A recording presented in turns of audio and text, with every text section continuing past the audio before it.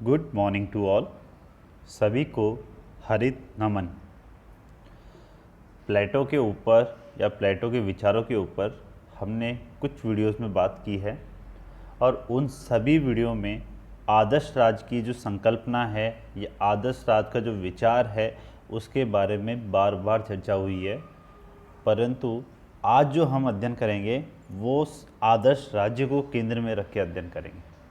पहले में क्या होता था, जैसे न्याय पढ़ा तो न्याय को केंद्र में रख के आदर्श राज्य के बारे में जान रहे हैं, या शिक्षा के बारे में जानते हुए आदर्श राज्य को जान रहे हैं, साम्यवाद को पढ़ते हुए आदर्श राज्य के बारे में जान रहे हैं। आज हम आदर्श राज्य को केंद्र में रखेंगे और उसके माध्यम से और चीज़ों की बात करेंगे जो प्लेटो ने अपने सिद्धांतों में दी है। अब देखिए, उसका अल्टीमेट एम तो आदर्श राज्य ही है, तो सबसे मेन टॉपिकों में से एक ये बनी जाता है और आपके सिलेबस का ये अनिवार्य हिस्सा भी है। चाहे आप बीए थर्ड ईयर की बात करें या एमए प्रीवियस की बात करें, सभी का अनिवार्य हिस्सा है। आदर्श राज्य के साथ प्लेटो क्या है, उम्र के साथ, उम्र बढ़ने के साथ, यह बोलें कि उसके अंतिम चरण में वह जब अपनी रचनाएं लिखता है, ग्रंथ लिखता है, तो वह आदर्श राज्य के अलावा उप आदर्श राज्य की भी बात करने लग जाता है। मतलब आदर्श राज्य तो एक पूरा आदर्शवादी विचार हो गया कि यहाँ तक तो पहुँचना ही पहुँचना है, और उप आदर्श राज्य में वो बात करता है कि यथार्थ में जैसी परिस्थितियाँ है उसके आधार पर कौन सी प्रणाली या कौन सा राज्य उपयुक्त है, इसलिए वो उप आदर्श राज्य की बात करते हैं, जिसको आदर्शवत राज्य भी कहते हैं। तो आइए हम इन दोनों का अध्ययन करते हैं। पहले हम बात करें आदर्श राज्य की। जब मैंने स्टार्टिंग में वीडियो बनाया था, पहला वीडियो जिसमें मैंने सामान्य परिचय दिया था, और उसके बाद भी कई वीडियो बनाए, उसमें मैंने एक आदर्श राज्य की खोज किस प्रकार से करता है उसके बारे में मैंने आपको बार बार बताया। उसी चीज़ को यहाँ पे भी रिपीट करेंगे। देखिए, एक चीज़ तो आप जान लें कि प्लेटो का जो सबसे मुख्य ग्रंथ था, जो रचना थी, वो थी द रिपब्लिक, है ना। और द रिपब्लिक में ये प्लेटो ने अपने समस्त चिंतन का जो केंद्र विषय रखा था वो आदर्श राज्य ही रखा था, और इस आदर्श राज्य के निर्माण के लिए उसने न्याय सिद्धांत को आधारशिला के रूप में और शिक्षा व साम्यवाद को आधार स्तंभ के रूप में प्रयोग किया। ठीक है। अब बात यह है कि द रिपब्लिक में आदर्श राज्य की खोज कैसे करता है। तो द रिपब्लिक में आदर्श राज्य की खोज करते हुए कहता है वह प्लेटो कि हर चीज़ का जो आदर्श विचार है ना, वो स्वर्ग में होता है। हर चीज़ का आदर्श विचार स्वर्ग में होता है, और स्वर्ग में आदर्श विचारों का संसार होता है, वर्ल्ड ऑफ आइडियाज़। ठीक है ना। तो आदर्श विचारों का संसार होता है, तो ऑब्वियसली है अगर स्वर्ग में सभी के आदर्श विचार हैं तो राज्य का भी आदर्श विचार स्वर्ग में होगा ही होगा। ठीक है। पर इसका पता कैसे लगाएं? अब पता लगाने के लिए वो इंटेलेक्चुअल साउंड व्यक्ति, मतलब दार्शनिक राजा की खोज करता है ना। और दार्शनिक राजा जब बन जाएगा तो वो चिंतन करेगा, चिंतन करके अपनी आत्मा को स्वर्ग तक ले जाएगा। जैसे कि मैंने पहले भी बताया, जैसे ही आत्मा को स्वर्ग तक ले जाने या परमात्मा तक ले जाने की बात आती है, तो यहाँ पे भारतीय चिंतन से समानता प्रतीत होती है। ठीक है। प्लेटो की जब आत्मा को स्वर्ग तक ले जाएगा वो दार्शनिक राजा, तो उससे स्वर्ग की सारी बातें याद आ जाएंगी कि स्वर्ग में कैसी चीज़ थी, तो आदर्श राज्य का विचार कैसा था स्वर्ग में, वो भी उसको याद आ जाएगा, और फिर उसको वह यहाँ अपनाने का प्रयास करेगा इस धरती लोक पर। इस प्रकार से प्लेटो ने अपने आदर्श राज्य की खोज की। ठीक है। ये प्लेटो का विचार है। अब बात करते हैं, अब एक चीज़ और है, प्लेटो इस बात की बिल्कुल भी परवाह नहीं कर रहा है कि उसने जो आदर्श राज्य का चित्रण किया है वो व्यवहारिक है या नहीं है। उसने खुद ने स्वीकार कर लिया था कि यह आदर्श राज्य शब्दों में निर्मित है, क्योंकि मेरे विचार से पृथ्वी पर यह कहीं भी नहीं है ना। तो इस तरीके से वो इस चीज़ को समझता था कि ऐसे, मतलब जो जैसा मुझे व्यक्ति चाहिए, जैसा समाज चाहिए, वैसा व्यक्ति नहीं है, वैसा समाज नहीं है, तो वैसा आदर्श राज्य कैसे बन जाएगा? आदर्श राज्य अपने आप थोड़ी बन जाएगा, है ना। इसलिए उसने अपने आदर्श को पूरा करने के लिए बिल्कुल भी यह परवाह नहीं की कि वो व्यवहारिकता में आ पाएगा नहीं आ पाएगा। उसका तो यह है कि अल्टीमेट एम जो है, अल्टीमेट गोल जो है, वो आदर्श राज्य होना चाहिए, वहाँ तक पहुँचने का प्रयास करना ही करना है ना। अब बात यह है कि प्लेटो ने जब आदर्श राज्य बताया, उसकी उत्पत्ति बताई, तो उसके विकास के चरण क्या हैं, है ना। तो उसने आदर्श राज्य की उत्पत्ति के विकास के चरणों को 3 भागों में डिवाइड किया। देखो, चीज़ें घूम फिर के वही आती है। हमने शिक्षा पढ़ी तब भी वो उत्पादक वर्ग, सैनिक वर्ग, वहाँ की दार्शनिक राज्य की बात होने लगती है। न्याय पढ़ते हैं तब भी इन तीनों बात करते हैं। अब आदर्श राज्य की उत्पत्ति करते हैं तब भी इन तीनों की बात करते हैं। चीज़ें वही हैं। इसमें अगर हम बिल्कुल सिंपल शब्दावलियों में तीनों चरणों में बात करें तो प्रथम चरण के माध्यम से वो उत्पादक वर्ग की उत्पत्ति कर रहा है, दूसरे चरण के माध्यम से वो सैनिक वर्ग का अभ्युदय कर रहा है, और तीसरे चरण के माध्यम से वह दार्शनिक राजा का अभ्युदय कर रहा है। ठीक है। तो पहले चरण में क्या कहता है, वो कहता है कि मानव की जो आर्थिक आवश्यकताएं हैं ना, मानव की आर्थिक आवश्यकताएं हैं, ये ही राज्य की उत्पत्ति का सबसे प्रमुख आधार होती है। बोले कि मनुष्य की आवश्यकताओं को, ये आर्थिक आवश्यकताओं को पूरा करने के लिए ही राज्य को लाया जाता है ना, और इनकी पूर्ति के लिए व्यक्ति किसी न किसी प्रकार का सहयोग करने के लिए बाध्य होता है। ठीक है। तो इसके लिए प्लेटो ने अपने शब्दों में भी कहा है कि राज्य मानव समाज की आवश्यकताओं से उत्पन्न हुआ है, कोई आत्मनिर्भर नहीं है ना। और ये जो मानव की आर्थिक आवश्यकता है ना, यही राज्य को एकता के सूत्र में बांधने वाला प्रारंभिक तंतु भी है ना। तो इस प्रकार प्लेटो प्रारंभ में आर्थिक आवश्यकताओं के कारण राज्य की उत्पत्ति को बताता है। अब वो एकता के सूत्र में कैसे बांध रहा है, उसका कहना है कि कोई व्यक्ति अपने आर्थिक जीवन की सभी आवश्यकताओं को स्वयं तो पूरा कर नहीं सकता, है ना। इसलिए एक दूसरे के सहयोग, एक दूसरे के साधनों का विनिमय से ही वो अपने आर्थिक आवश्यकताओं को अधिक से अधिक पूर्ति करने में सफल हो पाता है। ठीक है। तो इस प्रकार आर्थिक जीवन की वस्तुओं का आदान प्रदान श्रम विभाजन और कार्य विशिष्टीकरण को जन्म देता है। Division of labour and specialisation of functions. आप ये ध्यान रखिए, जब आपने न्याय का सिद्धांत पढ़ा था तब भी ये शब्दावलियों का प्रयोग हुआ था। ठीक है। तो ये पूरी चीज़ क्या हो रही है, मनुष्य की आर्थिक आवश्यकताओं को पूरा करने के लिए कौन सा वर्ग लाता है, फिर उत्पादक वर्ग। बोले कौन पूरी करेगा, उत्पादक वर्ग पूरी करेगा। ठीक है।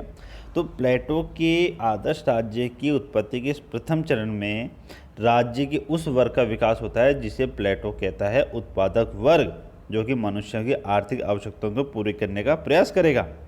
और इस आदर्श राज्य के आधार स्तंभ के रूप में उसने पहले ही चरण में दो सिद्धांतों का बीजारोपण कर दिया, श्रम विभाजन का सिद्धांत और कार्य विशिष्टीकरण का सिद्धांत, जो उसके न्याय सिद्धांत का एक प्रमुख भाग था। आपको याद होगा।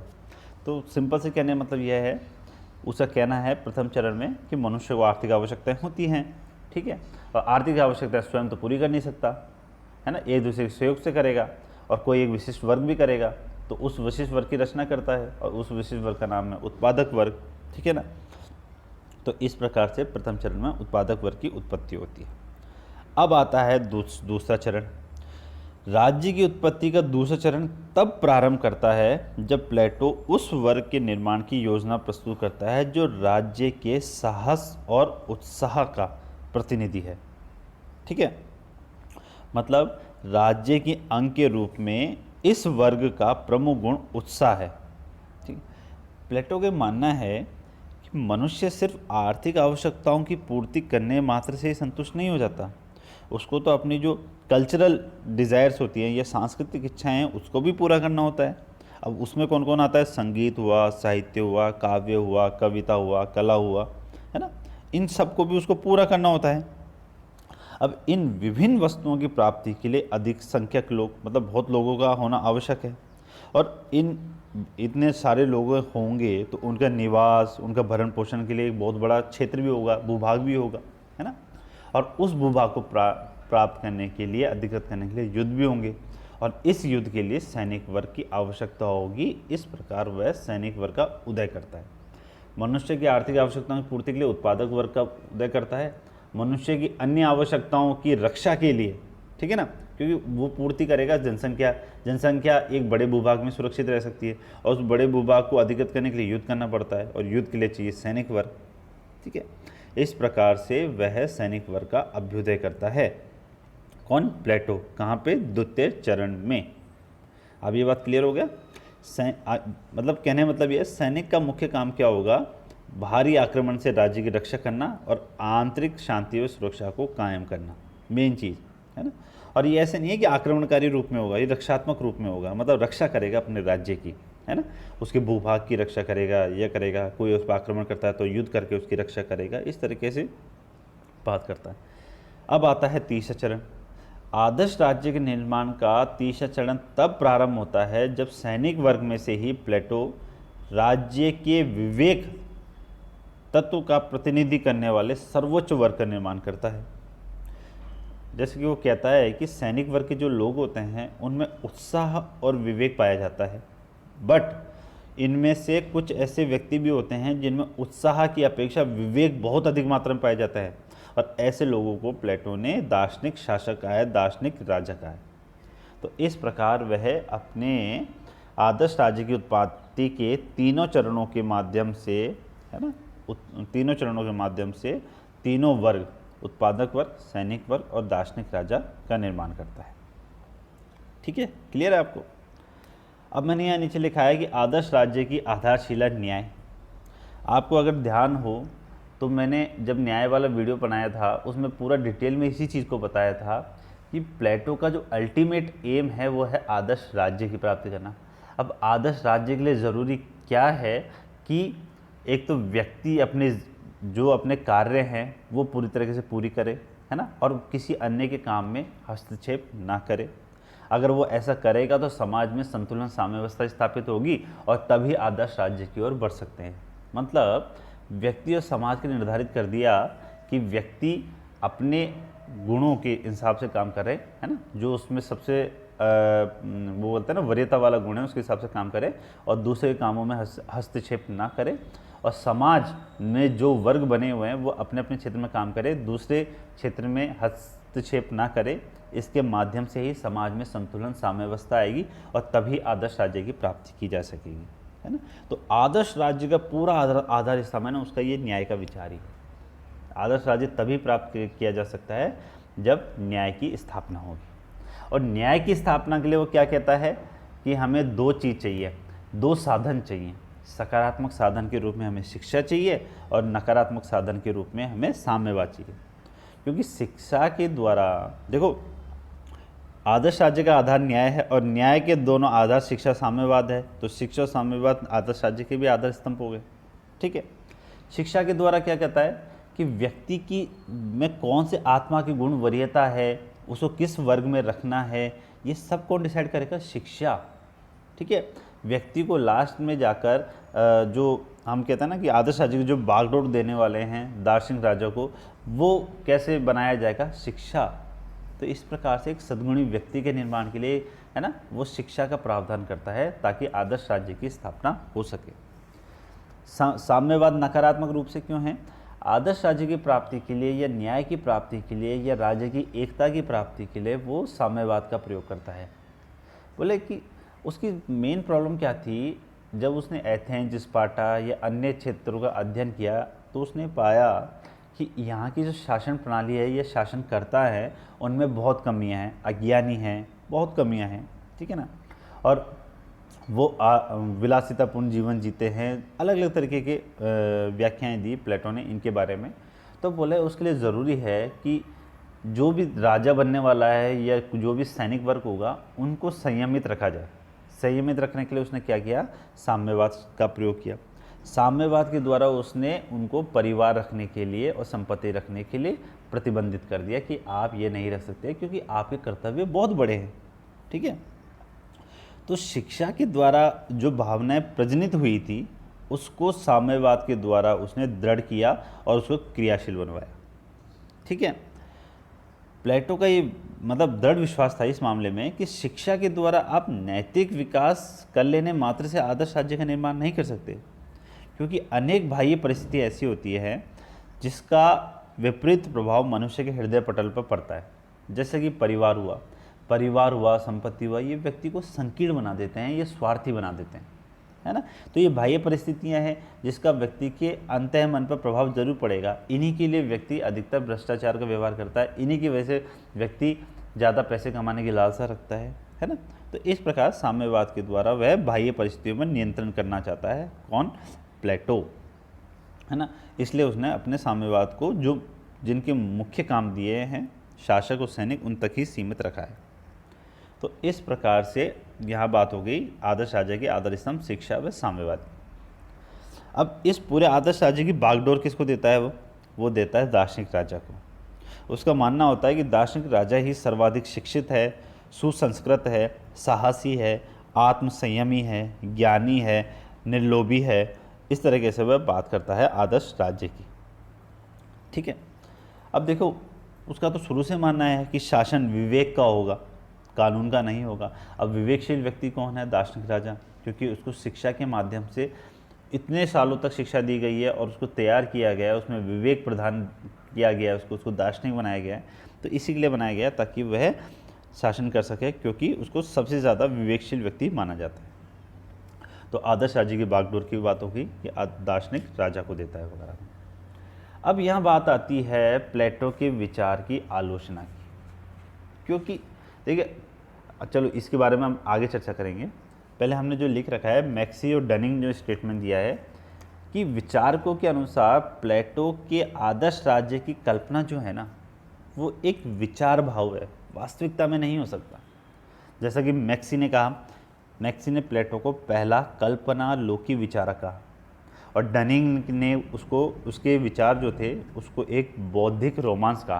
बोले वास्तविकता में कुछ नहीं है, बौद्धिक स्तर पे सब कुछ है।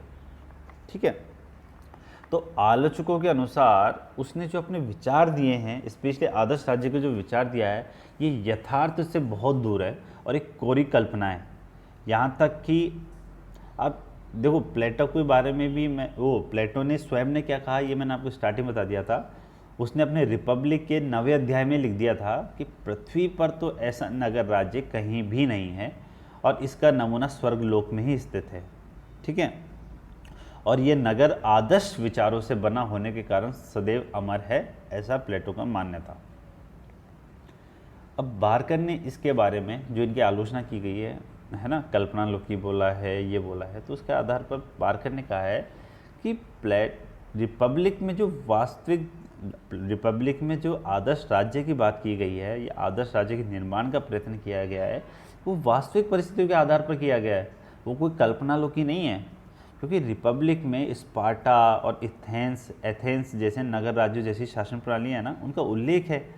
इन नगर राज्यों में जो समस्याएं थी उनको दूर करने के लिए ही, या उनको दूर करते हुए ही प्लेटो ने आदर्श राज्य का वर्णन किया। ठीक है, अब उसमें चाहे शिक्षा का विचार हो, साम्यवाद का विचार हो, सब तत्कालीन परिस्थितियों से और उनकी समस्याओं से प्रभावित होकर ही दिया गया था। ठीक है, जैसे शिक्षा में क्या किया, एथेंस और स्पार्टा की जो अच्छी अच्छी चीज़ें हैं वो शामिल कर ली गई। और साम्यवाद क्यों लाया, क्योंकि उस समय गुटबाजी इतनी हो रही थी कि राज्य एकता स्थापित नहीं हो पाती थी। और साम्यवाद के सामुदायिक संपत्ति या सामूहिक विवाह के रूप में कुछ एक वो ना झलक थी उस समय। तो ऐसा नहीं था बिल्कुल कि कहीं से लिया आया, बिल्कुल कल्पना लोकी बातें कर रहा है, बिल्कुल अलग जाके बातें कर रहा है जिसका वास्तविकता में कोई अस्तित्व ना हो। नहीं, प्लेटो ने उस समय की जो परिस्थितियाँ थी, उस समय के जो राज्य थे, उनका बहुत ही बेहतरीन अध्ययन किया, उनकी कमियों को दूर करते हुए, उनकी समस्याओं को दूर करते हुए उसने अपने विचार दिए। उसमें आदर्श राज्य का विचार भी है, और वो खुद स्वीकार करता है कि पृथ्वी पर संभव नहीं है। क्यों? क्योंकि आदर्श राज्य के लिए वो न्याय चाहता है, और न्याय में वो व्यक्ति और समाज के कर्तव्य निर्धारित करता है। और व्यक्ति और समाज जब तक अपने कर्तव्य नहीं कर पाएंगे तब तक आदर्श राज्य तक जा ही नहीं जा सकता। और उसको पता है कि इस समय व्यक्ति अपूर्ण है, इस समय राज्य की व्यवस्था जो है वो भी अपूर्ण है, मतलब समाज जो है वो भी अपूर्ण अवस्था में। और स्पेशली दार्शनिक राजा का जो विचार है, या दार्शनिक राजा जैसे जो सर्वज्ञ व्यक्ति है, वो प्राप्त करना बहुत मुश्किल है, ये जानता है वो। ठीक है, इसलिए ये कहना गलत है कि कल्पना लोकी है। रिपब्लिक में जो उसने विचार दिया है वह ठोस वास्तविक परिस्थितियों के आधार पर निर्मित है ना। इसलिए बारकर कहता है कि रिपब्लिक मूल विचार से निर्मित रचना नहीं है, बल्कि यूनानी जीवन के तथ्यों पर आधारित एक रचना है ना। देखिए प्लेटो का जो विचार है ना, उसका जो मेन ऑब्जेक्टिव है, मूल उद्देश्य है, वो यूनानी नगर राज्यों में जो समस्याएं उनका सुधार करना है। अल्टीमेट वो यही चाहता है। हर जो विचार दिया वो यूनानी नगर राज्यों की समस्याएं उनके सुधार करने के लिए दिया था उसने, है ना। तो इसलिए आप उसको केवल कल्पना लोकी कह ही नहीं सकते किसी भी रूप में। और बारकर ने तो यहाँ तक कह दिया कि वो एक राजनीतिक आदर्शवादी था, परंतु उसका उद्देश्य वास्तविक राजनेता बनने का भी था। मतलब बारकर ने कहा है कि वो राजनेता बनना चाहता था। उसने कहा कि सिलाक्यूज जो नगर राज्य था उसमें उसने राजनीतिक सुधारों को व्यवहारिक रूप देने का प्रयत्न भी किया, यद्यपि वो उसमें विफल रहा, फेल हो गया, है ना, इसलिए ये नहीं कह सकते कि उसका आदर्श राज्य असंभव है प्राप्त करना। आदर्श राज्य कठिन बहुत है प्राप्त करना, परंतु असंभव नहीं है, ठीक है ना। और ये प्लेटो जो है वो इस बात की चिंता भी नहीं कर रहा कि व्यवहारिकता में पॉसिबल है या नहीं है, ठीक है। बट आदर्श राज्य के अनुसार वर्तमान राज्य में सुधार किया जा सकता है, इसलिए रिपब्लिक का महत्व तो आज भी बना हुआ है। अब ये हमेशा ध्यान रखिएगा। तो इसलिए आप आदर्शवादी राज्य को कल्पना बोल सकते हैं, कोरी कल्पना कतई नहीं बोल सकते, है ना। आप ये चीज़ ध्यान रखिएगा, कोई भी समाज, है ना, कोई भी राज्य और कोई भी व्यक्ति का विकास किस सीमा तक हो सकता है, उसके लिए आप हमेशा एक आदर्श की स्थापना करते हैं। जैसे फॉर एग्जांपल हिंदू परंपरा में आप एक आदर्श व्यक्ति का चित्रण करते हैं, तब आपको किसकी छवि याद आती है? भगवान राम की। अब भगवान राम तक जैसा कोई नहीं बन सकता, ठीक है ना, पर उसको आदर्श रूप में माना जाता है। और जहाँ पे फेल हो जाते हैं वहाँ कह देते हैं वो तो भगवान है, वहाँ तो पहुँच नहीं सकते। बट आदर्श तो ख़त्म नहीं होता ना। आदर्श मतलब उन्होंने अपनी एक छवि फिक्स कर दी कि इस लेवल तक जो प्राप्त कर लेगा वही आदर्श व्यक्ति होगा। ऐसे ही प्लेटो कर रहा है, वो अपने एक आदर्श राज्य की संकल्प दे रहा है जहाँ तक जाना है। अब उस तक जा पाएँ नहीं जा पाएँ वो बात अलग है, ठीक है। तो इसको कोरी कल्पना नहीं बोल सकते, कल्पना बोल सकते हो आदर्श राज्य को, ठीक है। तो मैंने हमेशा कहा है जब भी आलोचना आए तो लास्ट में उसका बचाव ही करना है। अब हम बात करते हैं प्लेटो के उप आदर्श राज्य या आदर्शवत राज्य की बात करते हैं। देखिए प्लेटो जब स्टार्ट करता है तो वो आदर्श राज्य से स्टार्ट करता है, परंतु जीवन के जब अंतिम चरण में पहुंच रहा है तब उसको व्यवहारिकता का अनुभव होता है और उसको लगता है कि ये तो संभव है ही नहीं। तो व्यवहारिक रूप में क्या संभव है उसके बारे में बात करता है, ठीक है। तो पूरी द रिपब्लिक में तो उसका पूरा सरोकार आदर्श राज्य से रहता ही रहता है, पर स्टेटस मैन और द लॉज की जब बात होती है ना, तब वह थोड़ा आदर्श राज्य से अलग जाता है और यथार्थ में आ जाता है। इसकी दोनों रचनाएं हैं, स्टेटस मैन जिसको राजमर्मक भी कहते हैं और द लॉज जिसको विधि व्यवस्था भी कहते हैं। स्टेटस मैन के अंतर्गत आदर्श राज्य की सामान्य चर्चा करते हुए वह सर्वोत्तम संभावित राज्य, बेस्ट पॉसिबल स्टेट का पता लगाता है ना, की संभावना का पता लगाता है। और यहाँ पे वह आदर्श शासक और व्यवहारिक राजनीतिक में भी अंतर करता है, और इसी को वह विस्तृत रूप में बात करता है द लॉज में, है ना। द लॉज में वो प्लेटो ने मतलब द लॉज में प्लेटो ने द रिपब्लिक के कथन को दोहराया कि सच्चा राजमर्मज्ञ परम विवेकशील दार्शनिक होना चाहिए। यहाँ पे वो मानता है कि दार्शनिक राजा ही होना चाहिए, या जो सबसे ज़्यादा विवेकशील है वो ही राज सत्ता हासिल करनी चाहिए, ठीक है। ये भी कहता है कि राजनीति शास्त्र जो होता है उसका उद्देश्य सद्गुण या न्याय की शिक्षा देना है, ठीक है, पहले जैसी बात करता है ना। और कहता है कि यदि हमें ऐसा आदर्श शासक मिल जाए तो हमें कानूनों की तो आवश्यकता होगी नहीं, ज़रूरत तो पड़ेगी नहीं, है ना, क्योंकि कानून तो किसी न किसी प्रकार का बंधन लगाता है, वो किसी न किसी चीज़ के लिए आपको रोकता है, ठीक है। जबकि जो परम विवेकशील व्यक्ति है उसको सब बंधनों से मुक्त कर देता है वो अपनी रिपब्लिक में। लॉज में भी यही बात कर रहा है, बट अब इसके आगे बात करता है लॉज में, बट व्यवहारिक अनुभव से ये सिद्ध होता है कि इस संसार में सर्वज्ञ जो मनुष्य है ना वो नहीं पाए जाते। इसलिए इस सोसाइटी को रेगुलेट करने के लिए, इस समाज को रेगुलेट करने के लिए, विनियमित करने के लिए लिखित कानून और रीति रिवाज बहुत ज़रूरी हो जाते हैं, है ना। मतलब लिखित कानून और रिवाज भी लिखित हो, ये बहुत ज़रूरी हो जाते हैं क्योंकि ये व्यवहारिक अनुभव के आधार पर होते हैं, ठीक है। इस प्रकार से उसने संसार में जो भी अपूर्ण शासन प्रणालियाँ हैं, है ना, जो पूर्ण नहीं हुई है, उनको सुचारू रूप से चलाने के लिए उसने कानून का सहारा लेना स्टार्ट कर दिया। आप याद रखिए जब प्लेटो स्टार्ट करता है तो वह विधि के शासन या विधि की बातें नहीं करता, वह केवल दार्शनिक राजा की बात करता है। और यहाँ पे वो विधि को स्वीकार करने लग जाता है, विधि के शासन को स्वीकार करने लग जाता है, लिखित कानून को स्वीकार करने लग जाता है, ठीक है। इस जो शासन, ये जब आदर्श राज्य की से आगे जाकर ये उप आदर्श राज्य की बात करता है और आदर्शवत राज्य की बात करता है, तो उसी समय वो शासन प्रणालियों का वर्गीकरण भी करता है जो यथार्थ जगत में पाई जाती है। और उसका आधार क्या देता है कि कितने व्यक्ति सत्ता का प्रयोग कर रहे हैं और दूसरा वे कानून के बंधन को कहाँ तक मानते हैं। पहला कि वहाँ कितने व्यक्ति सत्ता का प्रयोग कर रहे हैं संख्या वाइज, और वे कानून का बंधन कहाँ तक मानते हैं। इन दो आधारों पर वो शासन प्रणालियों का वर्गीकरण करता है। कैसे करता है? यदि शासन कानून से बंधा हो, है ना, यदि शासन कानून से बंधा हो तो राजतंत्र जो है ना, मोनार्की, वो बेस्ट होती है ना, और सबसे बेकार क्या होती है? वो होती है डेमोक्रेसी। शर्त क्या रखी? जब शासन कानून से बंधा हो, बेस्ट राजतंत्र और लोएस्ट डेमोक्रेसी या लोकतंत्र। और इन दोनों के बीच में क्या है? अभिजात तंत्र। ठीक है ना। इन सभी के बारे में हम डिटेल में चर्चा करेंगे अरस्तु वाले में, क्योंकि अरस्तु ने शासन का वर्गीकरण का चित्रण बहुत ही विस्तृत रूप में किया। ठीक है, प्लेटो ने इसको बहुत ही संक्षिप्त में दे दिया, वो भी लास्ट में जाके दिया, इसलिए हम केवल नाम जान रहे हैं। इनके बारे में क्या क्या है ये डिटेल में चर्चा हम करेंगे अरस्तु में जाकर। शासन कानून से बंधा हो तो ये तीन हो गए, बेस्ट हो गया राजतंत्र, लोएस्ट हो गया लोकतंत्र, और बीच में हो गया अभिजात तंत्र।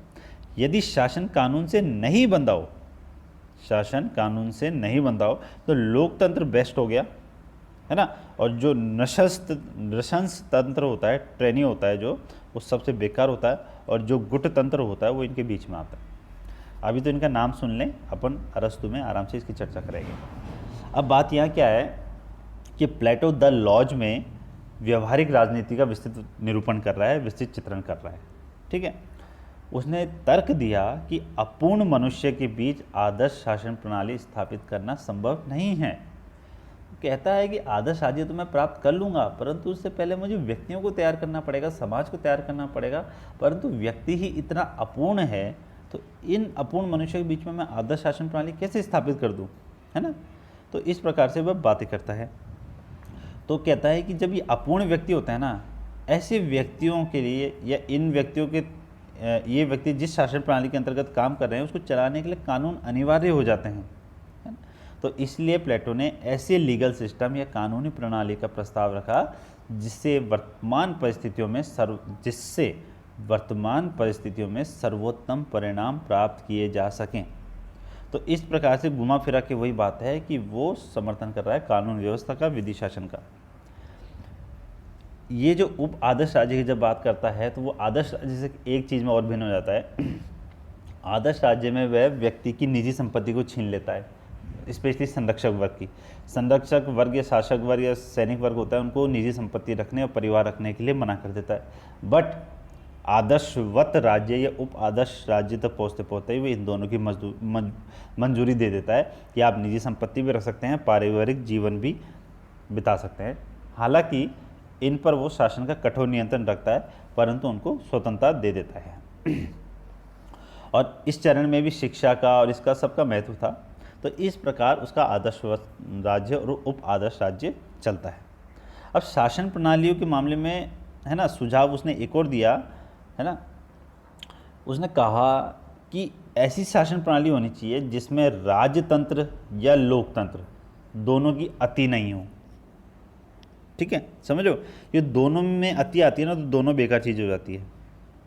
ठीक है, तो इस प्रकार से वह दोनों को, मतलब जो राजतंत्र है, लोकतंत्र है, दोनों को नियंत्रण व संतुलन, एक दूसरे को बैलेंस करने की व्यवस्था के रूप में एक बीच का रास्ता निकालने की कोशिश करता है। ठीक है, और यहाँ प्लेटो ने जिस तरीके के संतुलित और सुव्यवस्थित राज्य की रूपरेखा दी अंत में जाके, उसे अरस्तु ने अपनी, उसकी जो फेमस कृति है पॉलिटिक्स, राजनीति शास्त्र, उसमें प्रभावशाली ढंग से विकसित किया। और इसलिए मैंने कहा था कि अरस्तु में जाकर हम इसका अध्ययन करेंगे। लास्ट में हम कह सकते हैं कि प्लेटो की जो व्यवस्था है ना, वो एकदम आदर्श राज्य की संकल्पना के अनुरूप तो नहीं है, बट यथार्थ जीवन या व्यवहारिक जीवन की सीमाओं को देखते हुए इसे आदर्श राज्य के विचार की सर्वोत्तम व्यवहारिक अभिव्यक्ति मान सकते हैं। कहने का मतलब ये है, ये जो उप आदर्श राज्य में, उप आदर्श राज्य या आदर्शवत राज्य में वो जो बात कर रहा है, वो आदर्श राज्य जैसा तो नहीं है, है ना, आदर्श, एकदम आदर्श राज्य जैसा नहीं है, बट अगर उस समय की व्यवहारिक कंडीशन देखी जाए और उसके बाद विचार किया जाए तो आदर्श राज्य के विचार की सर्वोत्तम व्यवहारिक अभिव्यक्ति, या कहें कि आदर्श राज्य के विचार सबसे प्रैक्टिकली रूप से सबसे पॉसिबल कौन सा हो सकता है, तो वो यही है जो कि उसने उप आदर्श राज्य में दिया है या आदर्शवत राज्य में दिया है। ठीक है। चलिए, यहाँ पे आपका प्लेटो के विचार हैं, जो अधिकांश विचार हैं वो पूर्ण हो चुके हैं। ऐसे तो प्लेटो का दार्शनिक विचार पे एक अलग वीडियो बनता है। प्लेटो ने शिक्षा, रिपब्लिक को शिक्षा का एक ग्रंथ बोला है। प्लेटो ने नहीं बोला था, रूसो ने बोला था, बट उस पर अलग वीडियो बनता है। बहुत चीज़ें हैं जिस पर बन सकता है, पर यहाँ पे हम मेनली फोकस कर रहे हैं जो आपके सिलेबस में है। तो ये ख़त्म होता है। आगे मिलेंगे नए विचार के साथ, नए टॉपिक के साथ। तब तक के लिए बहुत बहुत धन्यवाद।